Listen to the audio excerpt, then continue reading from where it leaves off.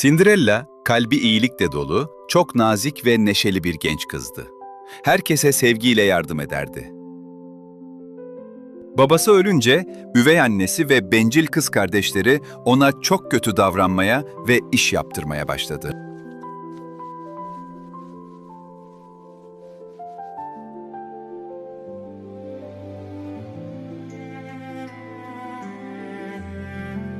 Onu karanlık mutfağa hapsettiler. Eski elbiseler giydirdiler ve her gün ağır işler verdiler.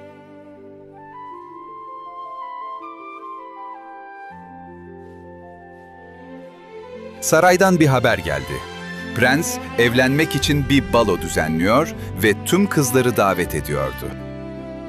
Kardeşleri heyecanla hazırlandı ama Cinderella'nın gitmesine izin vermediler ve onu evde bıraktılar. Lütfen beni de götürün. Cinderella bahçede ağlarken bir anda karşısında parlayan sihirli bir iyilik perisi belirdi.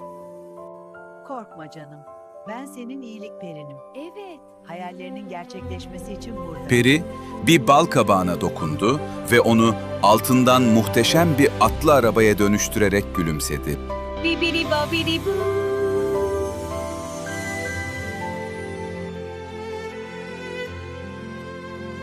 Fareleri güçlü atlara, bir kertenkeleyi ise şık bir arabacıya çevirerek mucizeler yarattı.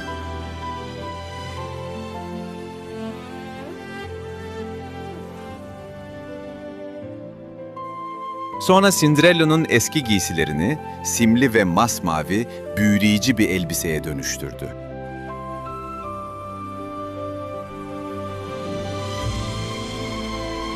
Peri'nin en güzel hediyesi ise genç kızın ayaklarına tam oturan camdan yapılmış zarif ayakkabılardı. Peri, gece yarısı saatin 12'yi vurduğunda tüm sihrin bozulacağını söyleyerek onu uyardı. Cinderella baloya vardığında güzelliğiyle herkesi büyüledi. Prens ise ondan gözlerini alamadı. Sizinle tanışmak bir onur hanımefendi. Teşekkürler ekselansları. Güzelliğiniz göz kamaştırıcı. Bütün gece birlikte dans ettiler. Cinderella kendini bir rüyada gibi hissediyor, çok gülüyordu. Zamanın nasıl geçtiğini anlamadı. Aniden saatin 12'ye yaklaştığını fark edince hemen kaçtı. Merdivenlerden hızla inerken cam ayakkabılarından biri ayağından çıktı ama durup onu alamadı. Saat son kez vurduğunda her şey eski haline döndü. Prens ise sadece o tek ayakkabıyı bulabildi.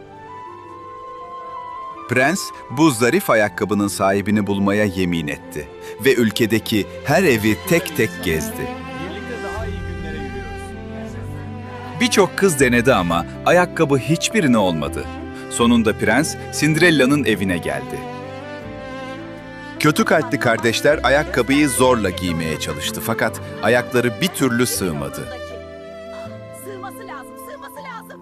Hadi bakalım zorla girecek misin? Ah, sıkıştı çıkmıyor. Pes ettin. Cinderella mutfaktan çekinerek çıktı ve prensten ayakkabıyı denemek için nazikçe izin istedi. Ayakkabıyı giydiği an ayağına tam oturdu. Herkes şaşkınlık içinde genç kıza bakıp kaldı. Diğer eşini de cebinden çıkarınca onun o geceki gizemli, güzel olduğu herkesçe anlaşıldı. Prens çok mutlu oldu. Cinderella'yı saraya götürdü ve görkemli bir düğünle evlendiler. Cinderella, üvey annesini ve kardeşlerini bile affetti. Onlara karşı hep nazik kalmayı seçti. Sarayda huzur içinde yaşadılar. Cinderella'nın iyiliği tüm ülkeye neşe ve umut saçmaya devam etti. Dost canlısı hayvanları da onunla birlikte saraya taşındı ve hep beraber mutlu yaşadılar.